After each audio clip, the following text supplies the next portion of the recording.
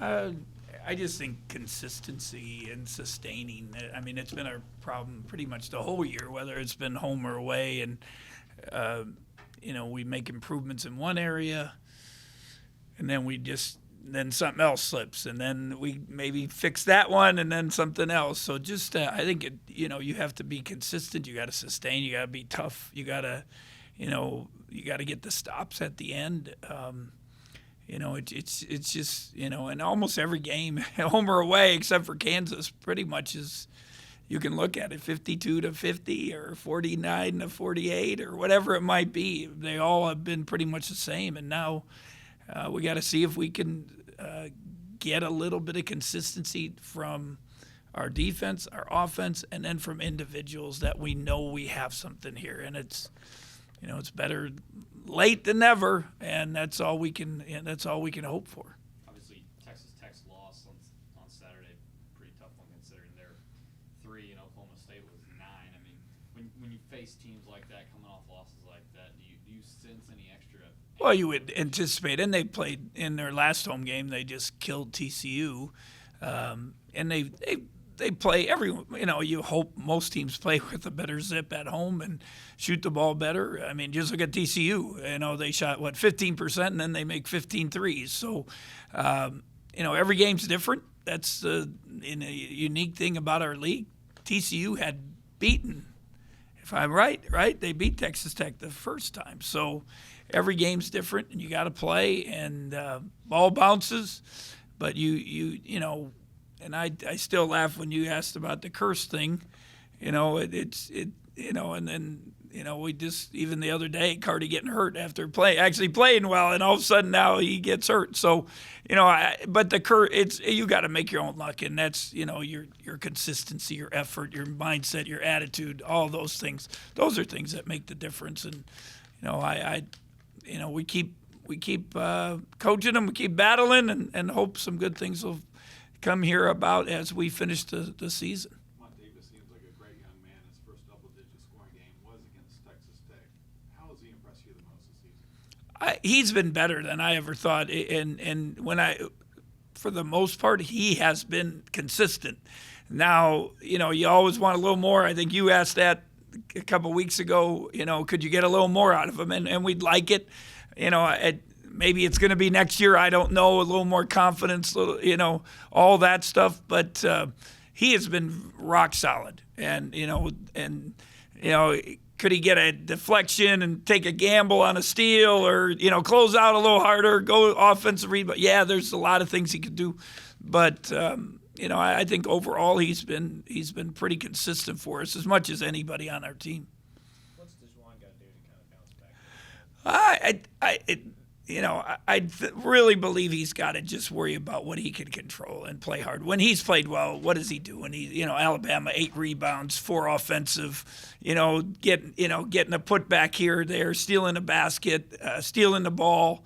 I think a lot of them, I got to do more. And then when they do try to do more, then it gets worse. And he didn't play much the other day because he got some fouls, and then he got back in there and he was going to try to make plays. We have to make plays for each other, and some of that's you could do it with hustle plays. Some of it is sharing the basketball. Some of it's understand when you create, it's not always for you; it's for other people also.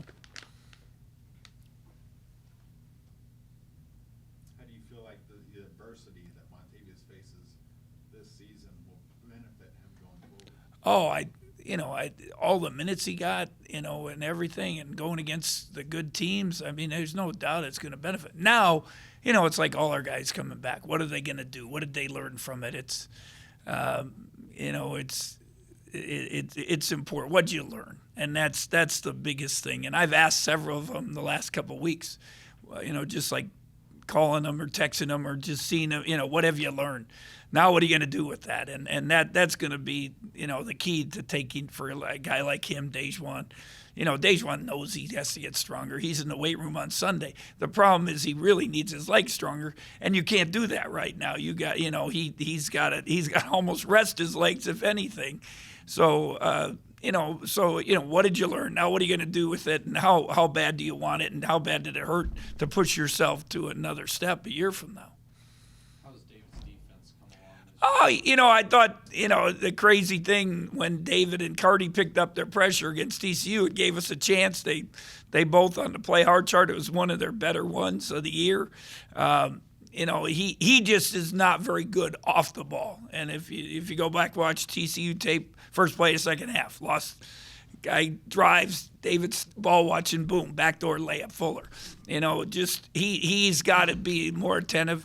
And again, I don't want to make excuses for him, but he missed all summer, and it took him a long time. He missed a lot of reps, and I think that he's made up some stride out of it. He's gotten a little better, but now he has to sustain it. He's got to fight through fatigue.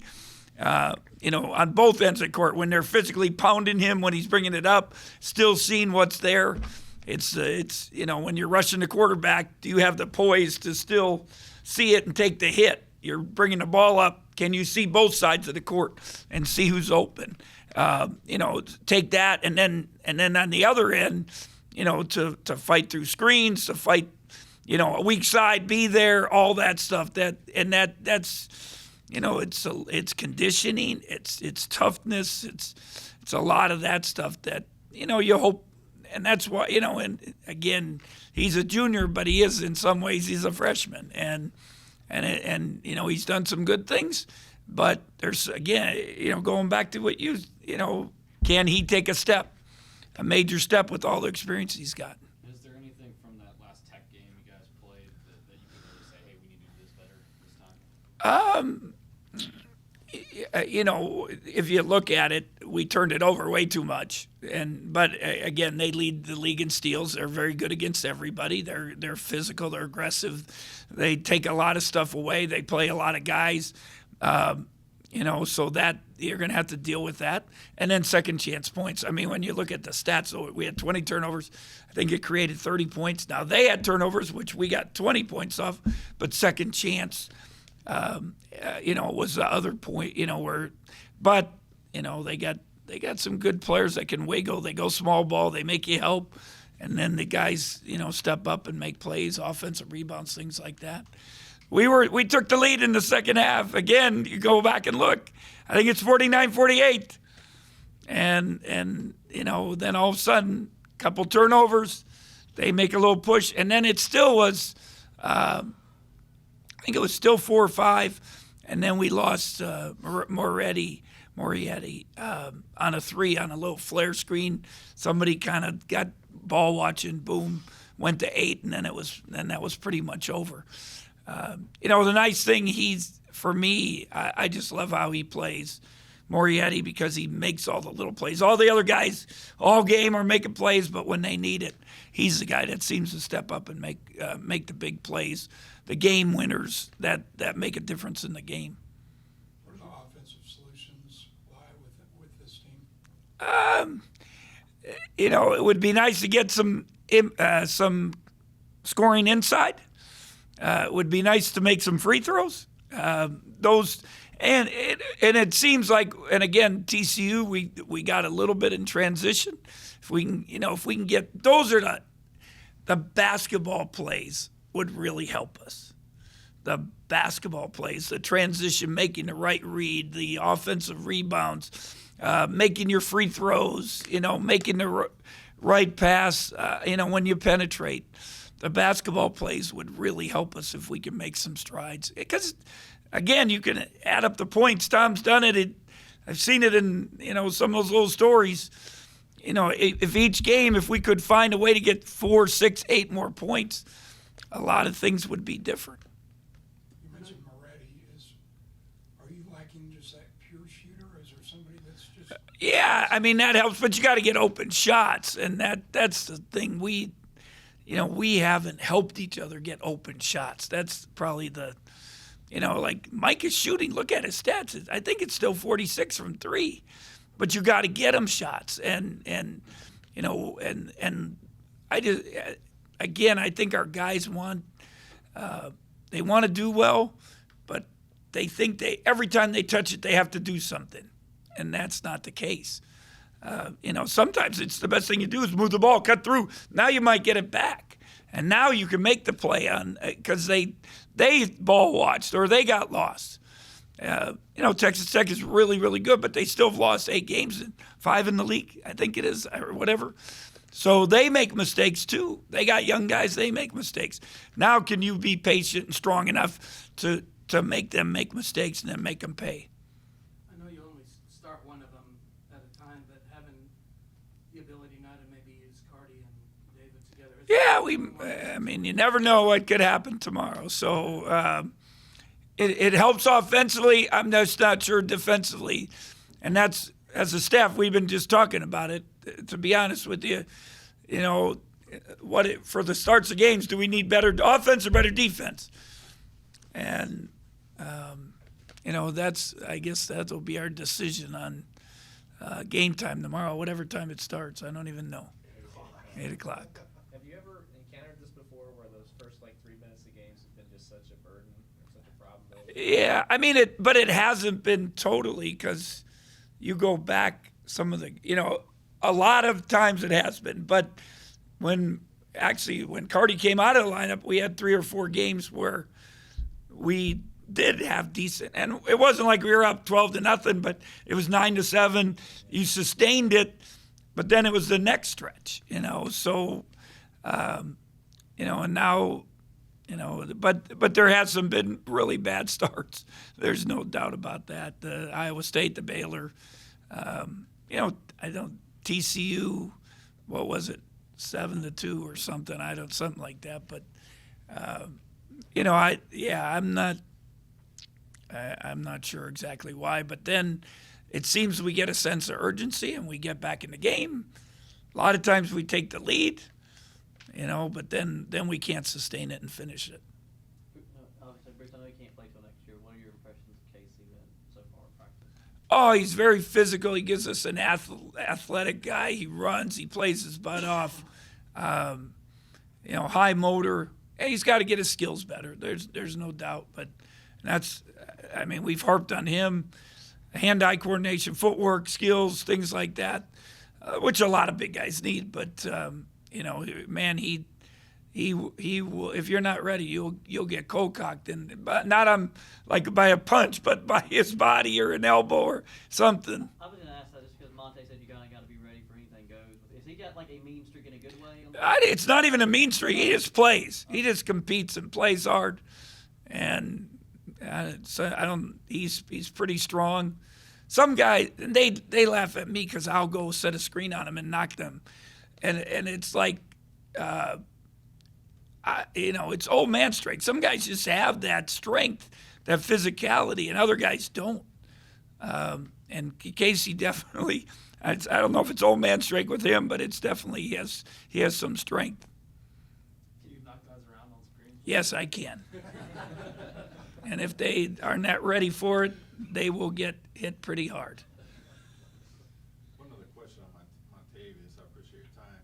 You talk about scoring on the inside. When you look at what Montavious is able to bring to the table right now, can you forecast maybe his development and where he might be most dangerous offensively this time next year? Well, I hope that it's in the paint. I think he just came in where he just wanted to pick and pop and step and shoot the three. Now, like his first basket a game against TCU, it's a post move. And, he's only done that a couple times all year. It's like, where was this? And a lot of times he doesn't even go in there. And we've been trying to emphasize to go in there, run. Him and Antonio run the court, see if we can steal a basket, get a basketball play. And if you really think about Dean, where was his progress? He did not want the paint. He would avoid the paint at all possible. And then obviously you get stronger, you get more confident, you develop some game. But I would say that 15 and in where you can rip and go and take people, hopefully some post moves along with his shooting.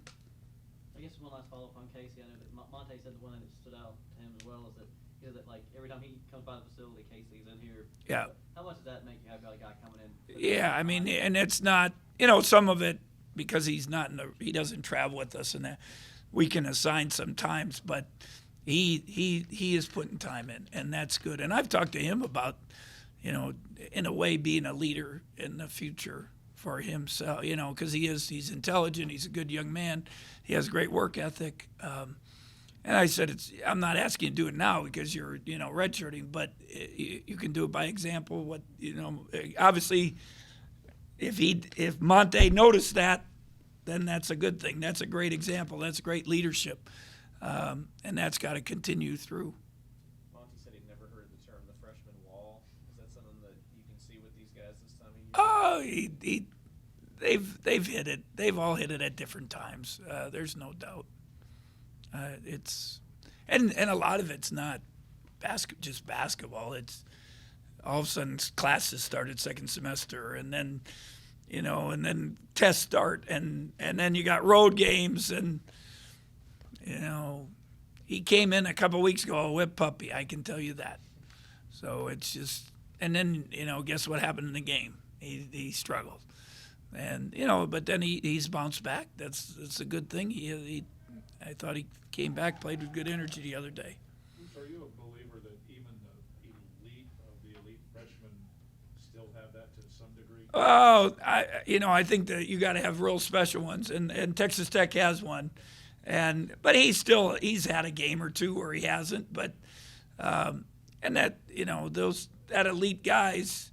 We were talking about how many freshmen have really done well in there, and Oscar's West Virginia is a McDonald's, and he's been pretty good, but he hasn't.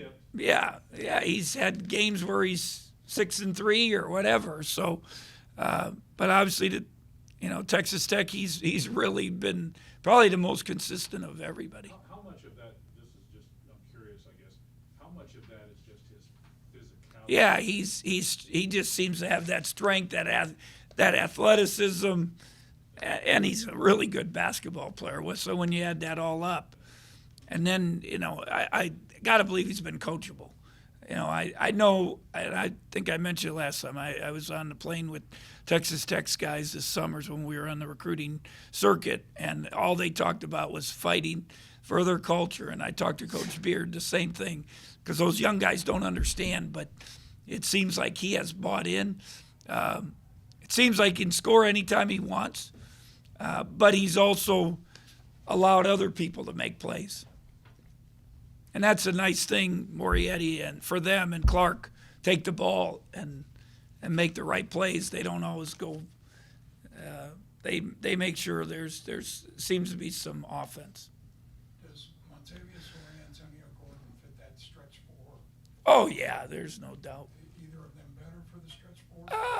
Well, it depends, I guess, who shoots it better, but right now Monte's probably a little better, and he's picked up his shooting. And again, Antonio is going to be like Monte. You got a chance now. What do you do with it? Are you going to go party on Friday, Saturday, Sunday, or are you going to get in the gym? And that's the step when you become special. It's not just when we're going to be able to require time, but they're going to have to come in on their own and really take that step. Casey and is a great example right now.